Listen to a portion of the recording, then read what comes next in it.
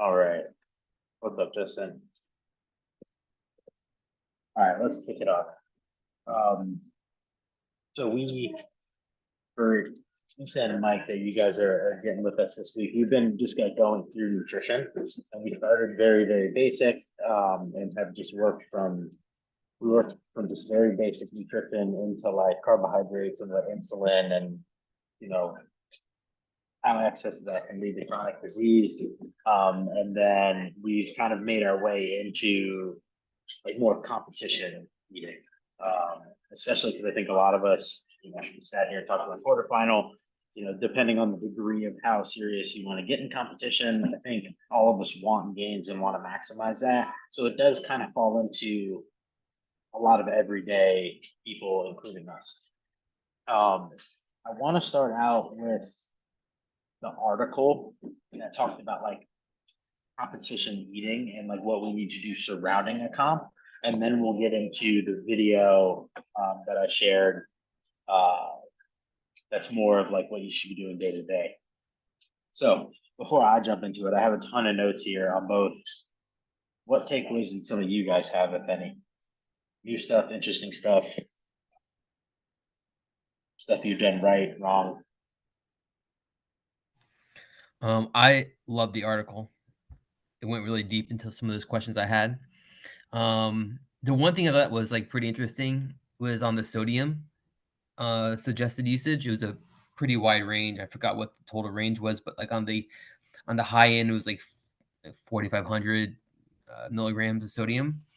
And I've had this question for a while of like, what should we be? What should be the intake? Because I think like the suggested number from whatever their health organization, um, it's like 2,000 or something like pretty low.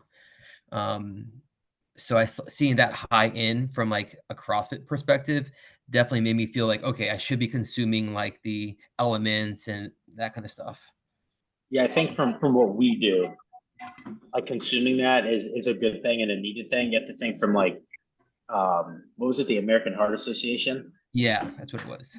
From their perspective, they're looking at the United States as over 60% of the population has chronic disease, right? So a large chunk of the population is very unhealthy. So they're limiting that because, like, what do we do get sodium from? A lot of processed foods, eating out, things like that. So they're putting that number, limiting that for those reasons. They're not looking at it from we're CrossFitters, eating well, eating whole foods, exercising every day, sweating every single day, because a lot of the population is not even necessarily going outside and sweating.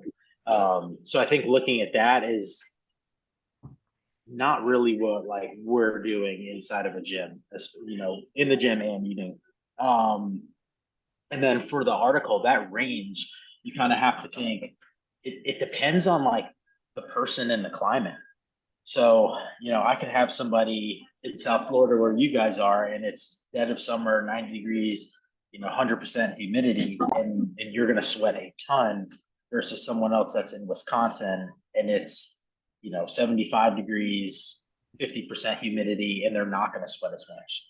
Um, and then each person is super different too. We've all worked out in class with like that sweater or had to share like an eco bike with that person, and it's just way more than you would. So I think that range he's putting in such a big like gap because you really just don't know what's being lost in each person and where they are and stuff like that. As far as before I forget, as far as like electrolytes go, if we're eating a diet that has a lot of good whole foods in it, we're going to consume a lot of those as well because also you're seasoning your food. You're putting salt on and things like that too. So it's not something I would say you have to go out and panic and like buy electrolytes. Just if you know that you're sweating a lot, you're sweating every single day. If you did one a day, you're fine. Or even like every other day. If someone's eating, a very processed diet and they're also sweating every day and stuff, they're probably not re-putting back in like everything because it's not just salt. Like there's a few different elements when it comes to electrolytes. Anything else you guys have before I jump into it? Cool. I'm just gonna kind of go in order. from what I have here. So I did some like extra research on this. It is about 2,000 calories of carbohydrates to fill glycogen stores. So I think that's a pretty useful number to just know, because I think it shows like how many carbs you need to eat to get there. I think that's, is that 500 carbs? 2,000. Yeah, that'd be 500 grams of carbohydrates to fill your glycogen stores from 0 all the way up. Now, that being said, we're not depleting them, every day that we train. So we didn't need to go eat 500 grams of carbs every single day. And we'll kind of get into that once we start talking about like finding macros in the second video. But it just goes to show how many carbs would be needed. And like, if you have someone that's eating 100 a day, even if they're not really active, they're burning through that. We also know from like last week's call and research that when we exercise and we work out, we're using our glycogen stores and we're pulling from that, but we're also pulling energy from our blood sugar levels. I think that's really important because then when we start to look at, just going to the gym and exercising, like Justin, you had the question about eating breakfast before you go train, or like in competition and not eating. If we haven't put anything in, even though we're not going to absorb it fast enough to go into our glycogen stores, we are losing a part of that carbohydrate use just from our blood sugar. So I think it's really important to have something prior to training so your body can pull energy from both sources when it comes to carbs. Like I said a second ago, that 18-hour window I think is a magic number. So if you guys are going to train or you guys are going to compete and you have a Saturday and Sunday competition and you're going to carb load, you're going to add, let's say 30 grams of carbs to your diet. Where do you need to do that?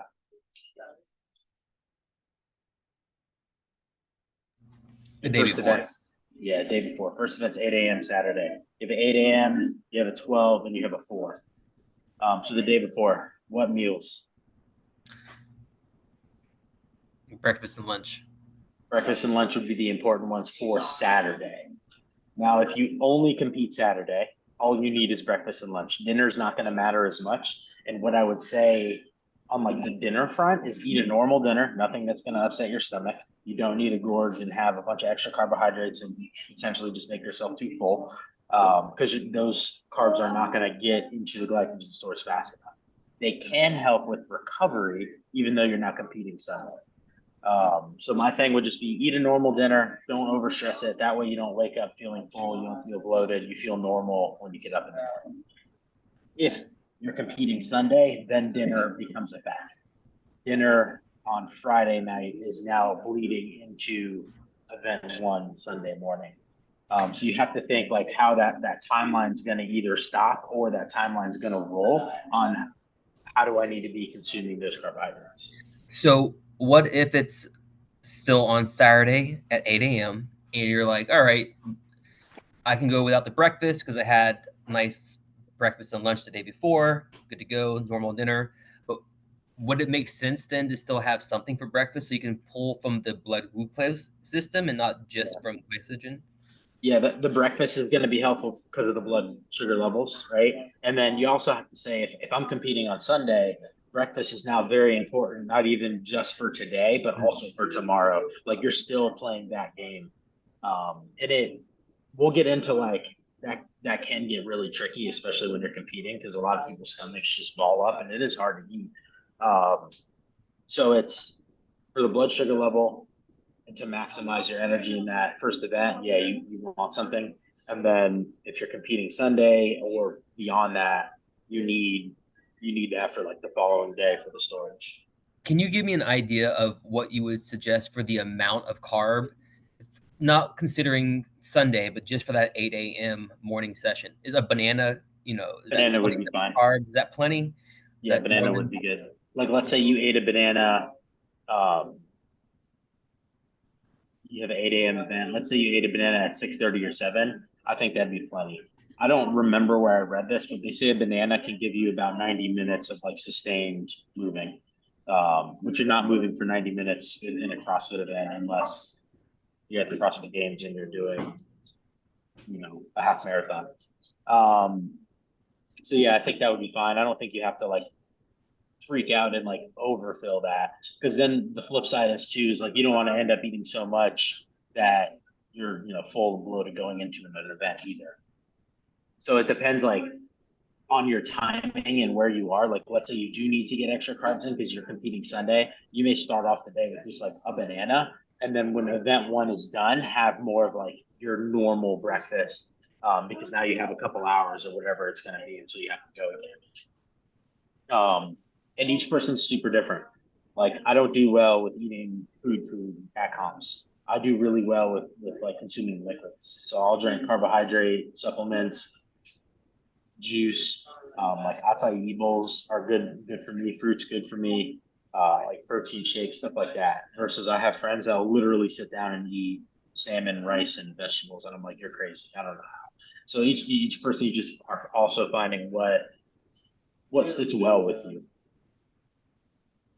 Um, so I tried to research this, and this article is actually the only place I could really find good information on it. All the research I did was it didn't focus on solely carbohydrates and like burning glycogen. But this article talked about burning a rate of 4 to 750 calories per hour, depending on the activity. Um, I think for CrossFit and doing events there, that gets really interesting because you may only, you may burn 400 calories in your event, or you may burn, 200 in your event, but then through that hour of coming back to homeostasis and rebuilding, that process gets expedited. So I don't know for CrossFit if that's a super accurate number, but I found this interesting that you burn 4 to 750, and then your body's ability to replenish is 3 to 550. So technically, your body can't replenish at the same rate that you can burn from.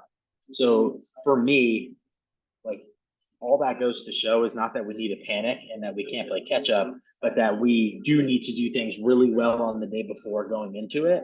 And then we do need to be very focused on inside the event, especially when it's starting to become like multiple days.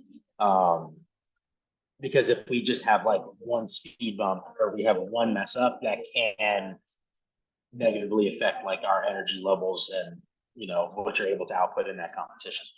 Uh, let's see. Any questions on that? Next thing changes gears a little bit. So looking at times, anywhere from like 90 to a 4 hour event. I would consider like that range like a day of CrossFit competition. So for what we did, glycogen stores get depleted. You basically need to put in carbs and water. You need to stay hydrated. For that, I think that's a really good example of like a day of competing. For you filled up your glycogen stores on the day before, you made sure you topped them off, you made sure they were continuing to go, so we get them as close to as possible topped off for like the next 4 to 12 hours. That would be our like full marathons, Ironmans. That's when you have to start to look at um, carbs as you're moving. That's where the liquids and the gels come into play, but also have to like think electrolytes are an important topic here. Like you'll get through the first event electrolyte free and you should be fine if you've been doing what you're doing. But then once we start to pass that 4 hour mark, like we have to have them because we're just depleting them at such a fast rate. Does that make sense? Beyond that is like a 12 to 18 hour window. I don't think any of us are going to ever get deep into something like that. Um, the closest thing I can think of is if we did like those, you guys know like the 100-mile races when you do it with the team and you kind of switch off. That would be my thoughts of like how a CrossFitter or someone that's not training for a full Ironman would be getting into those ranges. And that's you're doing all three macros, you're hydrating, you're doing peptides. I almost think that one's easier because it's just like everyday life. You just got to make sure it goes in. Questions on the timing. So for CrossFitters and like our events, definitely carbs, carbs, carbs.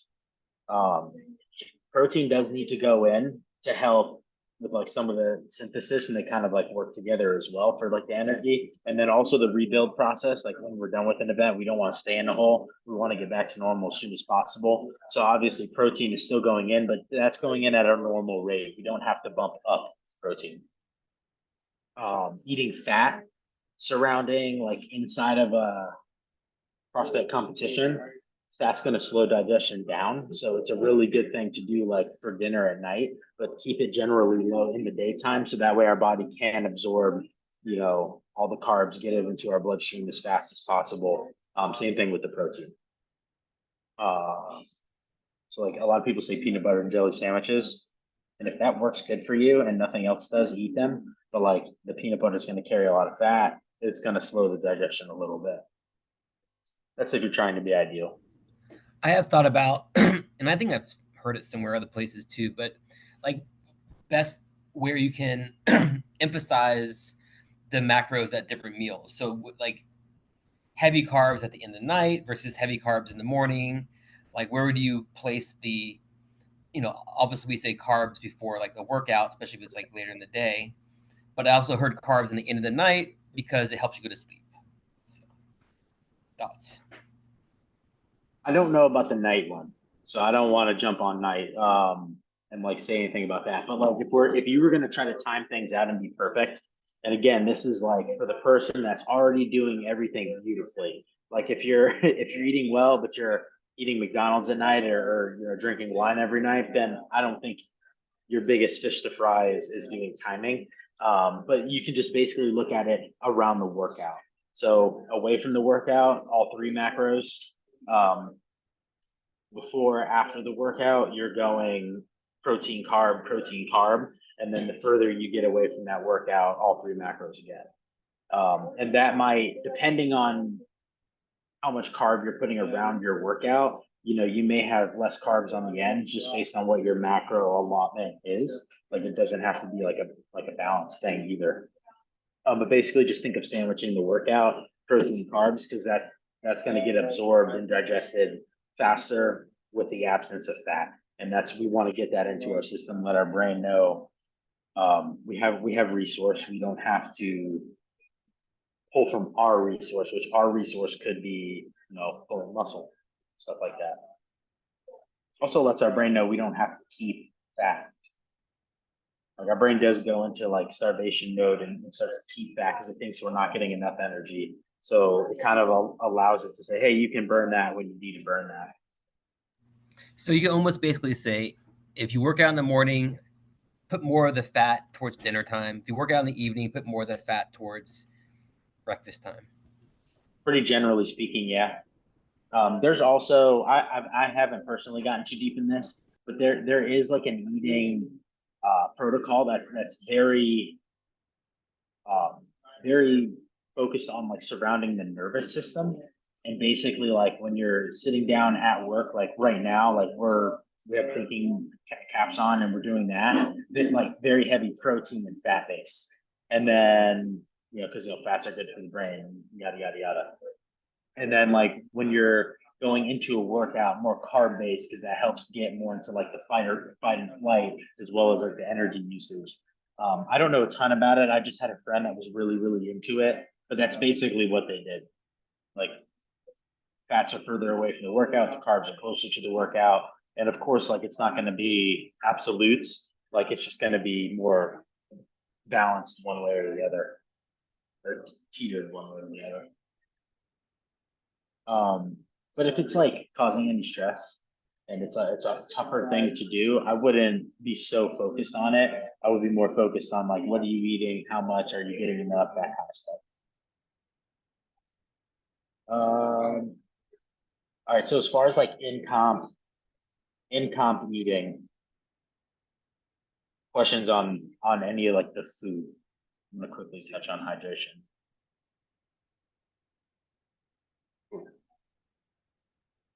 Far as hydration goes, half your body weight in ounces, right? That's just what we should be doing every single day. And then you're basically just trying to replace what you've lost. So that article said a minimum of 16 ounces. But then it talked about 70 degrees and low humidity. So I'm like, we're not training in that every single day. So I would assume it's probably well into the 20s of like while we're looking out, while we're sweating, we're putting that on top of the half your body weight. For coaches and we're walking around the gym, we're taking a lot of steps. We're not sweating like we're working out, but we're like steady sweating. We probably need to be adding like 10 to 15 ounces for those hours. Questions on that? Cool. I feel like everybody's hydrated. That's a tough one. All right, let's move to the video. So this clip is a screen recording I pulled from Power Monkey Camp. It's the owner of M2 Nutrition in his lecture. So it's not something you can even like find on the web. But he breaks down on how to actually find your pros and like not a zone thing, more teetered toward I think the intensity that we train with like as crossfitters. Do you guys have any thoughts and takeaway on that before I go through it? So this is literally finding your macros. I'm going to kind of step by step it in case you didn't understand. All right. So finding your or someone else's macro. You're going to take their body weight, and that is like the body that weight they want to be. Or if it's a competitor, like if I'm looking at a 5'10" male, like I need to maybe look at what body weight he needs to be very successful. So it may come into like practice there as well. So you're taking goal body weight and then you're multiplying it by like the activity level, right? That's I think the more tricky part to do, and that's where we're gonna see how it goes and have to make tweaks. So let's say I want to be 200 pounds. That's my goal body weight. That would be 200. My activity level is I do an hour of CrossFit class a day, right? Let's say I'm coaching pretty actively. So I would maybe add like a point for coaching because I'm walking around, I'm on my feet, versus if you're at, a desk all day, don't add that point. You're not really doing anything. You're not burning. You would multiply those two numbers. You'll get a total number. Those are your total calories. From there, I would just start with a 40-30-30 split. 40% times total cal. There's your carbs. Do the same thing, 30% for protein and fat. Those are your calories for each of those. And then you just divide them by calories per gram. So 12 calories for carb and protein, 9 calories for fat. And there's your macronutrient numbers.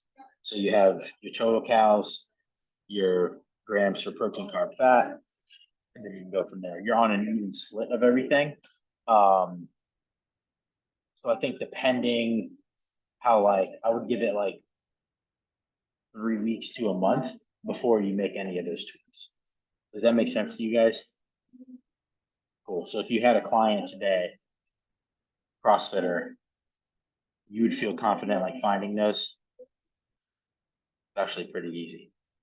The tough part, which is like the activity. He said a sedentary doing nothing, he gives it a score of a 10. So I would say that's like shares our baseline. I would say that's the number that's gonna more closely land to like a zone diet. Versus 12 to 13 is someone going to class and like taking a normal CrossFit class or like maybe doing Olympic weightlifting, things like that. And then he starts to get more into like competition, 2 to 3 hours, he bumps it up 13 to 16, 3 to 4 hours, 16 to 17, 4+. I would say that's full on games athlete training. They're not even doing that all year long, 18+. When I work with someone, I start most people off from like a 12 to a 14. And just depending, like, are they coaching? Are they doing just class?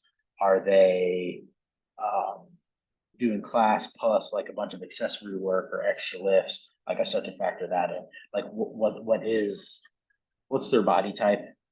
Like if I'm gonna help Lisa find a number, I'm probably not gonna be too scared to give her a little extra food to start because I think it would probably respond well with her. Versus if I was doing it for me, I would be more on the cautious side of doing something like that. I would probably start a hair lower and then work up from there.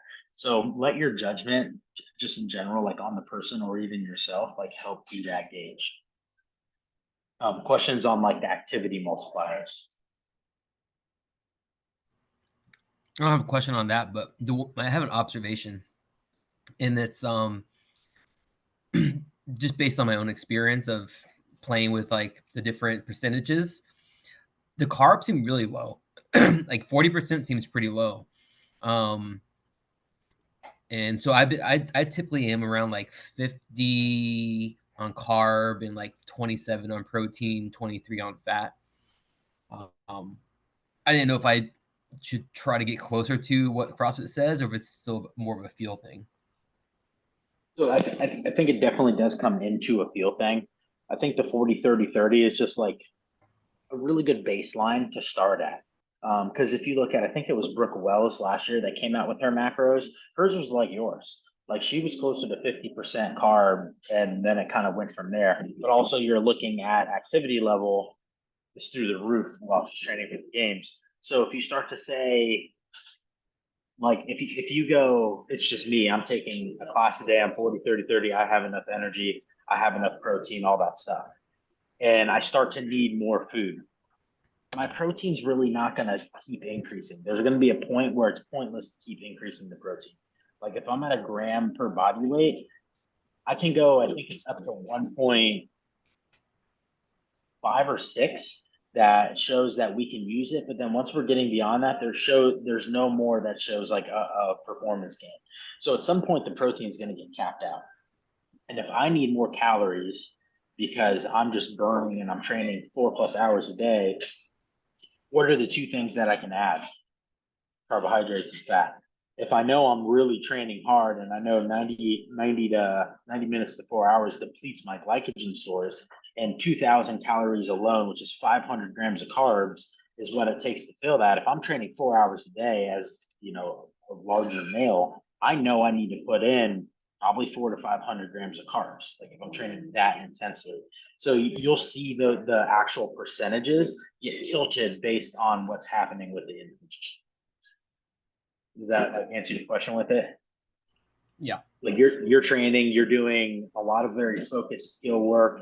You're doing your strength work. You're also going to teach yoga, which is not that it's high intensity, but you're up and down and you're walking around the room like you are moving the entire time. Like you probably are tilted more to like a little bit of a higher carb. And I also think it depends like what your goals are. Like you're trying to get bigger, stronger, a better athlete. That's fine. If I have somebody that's trying to lose weight, I'm going to be okay with that carb number being a little lower, and I'm going to give them more protein. And the game is to keep them more satiated off of protein rather than giving them a carb, that's going to start to have the insulin get more involved, because obviously that person probably is maybe a touch insulin sensitive if they've already gained a bunch of weight and yada yada yada. So does that make sense?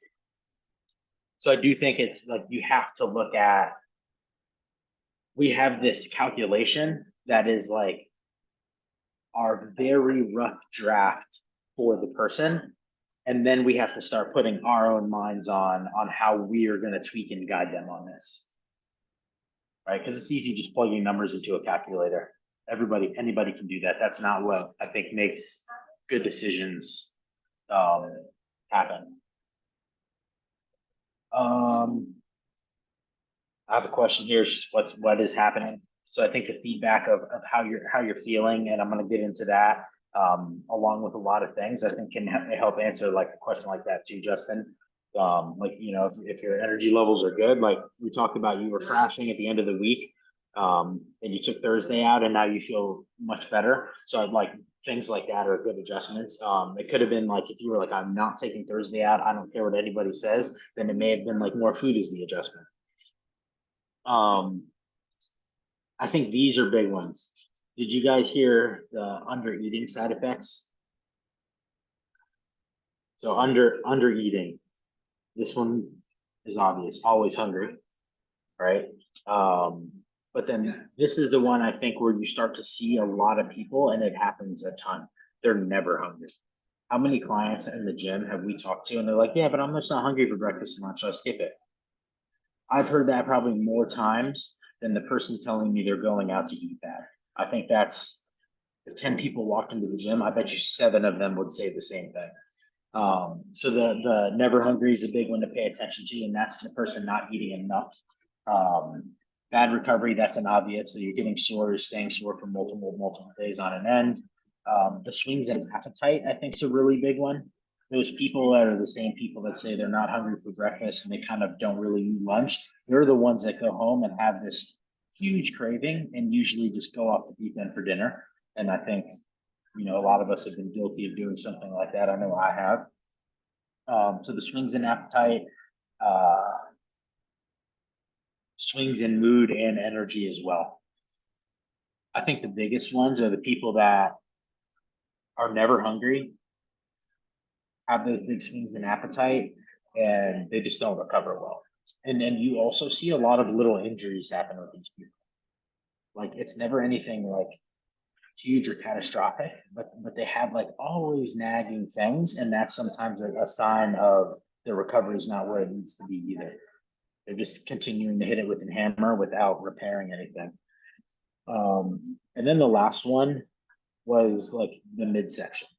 So like anytime you see somebody and their legs, their arms, their face, everything, there's like no weight gain, but then their midsection carries everything. That's a sign of very high stress.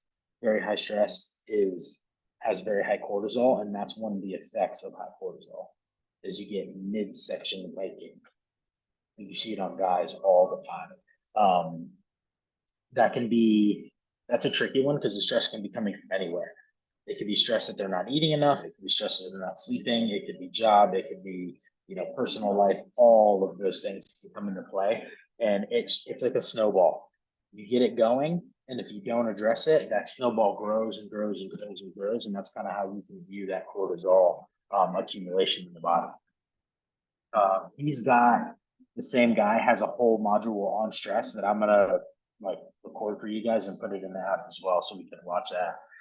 And then if someone's eating too much food and they need to eat less, this is the easier one.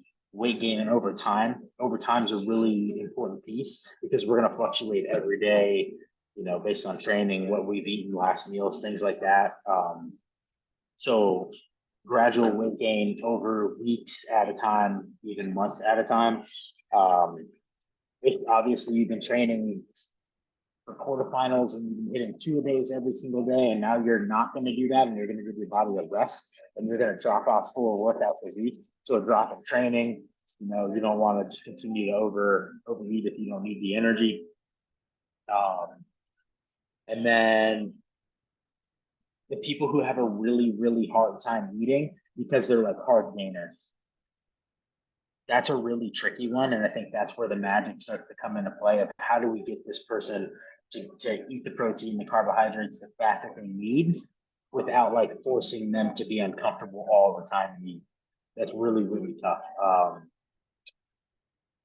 That's where you see like some of the bodybuilders do weird stuff like pour maple syrup on meals. They're just trying to get carbs and it's the only way they can get them in. Or they'll be bloated all the time too if they're eating too much and they need that. So the too much eater is a little more simple than the under eating. Any questions or thoughts on that?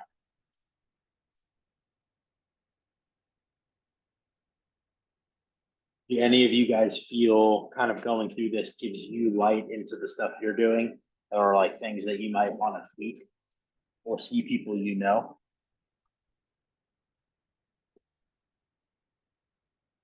I know Justin has.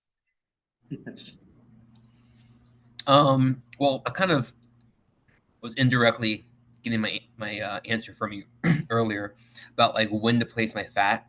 So I'm like, all right, when can I play with like if I'm already having a smoothie or a shake that has some fat in there, and it doesn't make a difference when I put it in the afternoon or like it's at 1 o'clock or 4 o'clock. Maybe it makes more sense to put it at 4 o'clock. Like that's kind of thing where it's like just small little nuances around the margins that if it's not going to really affect me that much, it's something easy to play with, and those are the things I kind of want to play with. Yeah, kind of like a 1% better philosophy a little bit with that. Yeah, I think if as long as you're not loading as long as you're not saying like, okay, these are my macros, right? And I'm doing 15% of my macros from 8 a.m. to 4 p.m. and I'm doing 85% of my macros from 4 p.m. to 9 p.m. Is not, as long as you're not like so tipped like that, then I think play with however you want to play with it. Like, getting the fat a little bit more away from the workout. Um, as long as it doesn't negatively affect you. Because then like some of the findings, like when we talked about the protein, and the reason why I just bring this up is they do find that 50 grams of protein beyond that point in one sitting, like your body starts to just kind of dispel, right? However, you can't live and die by that, because when you eat a meal of everything coming together, you get different kinds of nutrients, including fiber. So if you ate 70 grams of protein, that doesn't mean the last 20 grams are going to get disposed, because it's more of a trickle and a slower digest. But I would say there is probably still a point to where if you just went ham and you ate everything within a very short amount of time, that you probably will lose some of that nutrients. So that's just why I think of like however you want to tweak and manipulate, just make sure it's not loaded in one spot, or even potentially two spots if we're eating enough. Like I do think the more you can spread it out, the better as well. That kind of like give you more light on it as well, or anybody. I just say that because I can be guilty of that sometimes. I don't want to eat all day. I know I undereat. I don't want to eat all day, and then when it comes time for dinner, I'm like, YOLO, let's go, and then And it's gonna I get kind of stored bad as well. talk about like the margins again. It's like if I have an early morning workout and I don't have anything to eat before then, not that big of a deal. Probably won't be that big of a deal. But if I had a banana before then, probably have a little bit better output. Not much, but it's worthwhile. Like that's something else I just Slightly. kind of I'll pick up on. And it doesn't even have to be like for me, like when I wake up in the morning, like I don't like to eat immediately. I want to like peruse around, maybe like have some water, have some coffee. Liquids don't bother me. But like if I get up and like going on a road trip and someone's like, we have to eat breakfast right now, that's a problem. I don't want to do that. So it doesn't, like, if you don't love eating in the morning, like we kind of talked about a couple of weeks ago, it could be waking up and having a small glass of juice because you're just trying to get that carb in. So ways to get creative with it too, like let yourself get creative around it. I think that's the beauty of nutrition. Like it's so simple at the end of the day. Like eat whole foods, eat enough to support your exercise and not extra body fat. But then there is so many avenues that you can go down to get more creative, fine tuning. What works for Mike isn't going to work for me, and vice versa. So, like, let yourselves be creative, but bring the salt back to the center of the table on asking yourself, am I eating the right foods? Am I eating at the right quantities? Like let that be your guide, and then anything else that works for you, let it work for you. It's like have you guys heard the Matt Fraser interview like years ago? And he was like, I can't eat as much food as I'm supposed to eat for games training. So I eat a pint of Ben and Jerry and whole milk every night. Like, is that good? It's not healthy, but in his sense, like neither is being a competitor, right? That beats the shit out of us. But that is what he had to do to get those carbohydrates and fat in to be able to sustain the training. So I'm not saying to like go eat ice cream every night, guys. Hopefully that's not your takeaway. But allowing some creativity where you need it can be okay as well. Let me just make sure I didn't miss anything. Yeah, I got all the points I wanted to talk about. And obviously don't let hydration fall at the wayside. If anything, it's probably just as important as the nutrition. And then next week I would like to get into like sleep and stress, because that's going to play in. Like if those two things, especially sleep, aren't happening well, like you can be perfect on the nutrition and training part, and you need all three of those pillars. Like you're going to fall apart. So for my level 3 studiers as well, there's a sleep article in that I'm going to put in and we'll go over. And then the stress, I'm going to record him from M2 talking about stress. Anything else you guys got?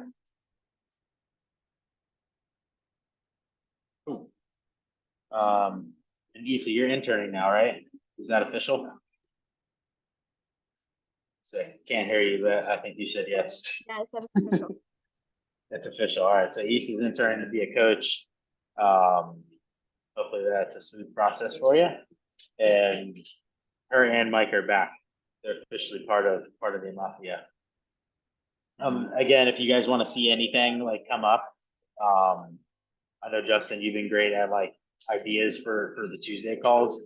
We'll finish up like the nutrition, health, kind of with sleep and stress, and then any topics you guys want to see, you can let me know now, or just let me know like within the next week. We'll move to those as well. If not, I'm just going to continue to pull from like some of the level 3 and build on different areas. So keep in touch on that stuff and send me workout videos. Mike, you can send ring muscle up stuff once we get going. All right. If you guys don't have anything, yeah, I know you are. If you guys don't have anything, then I'll see y'all on Thursday. Later, dude. Video. See y'all. Thanks. See Gina, see Issa, see Mike. See you.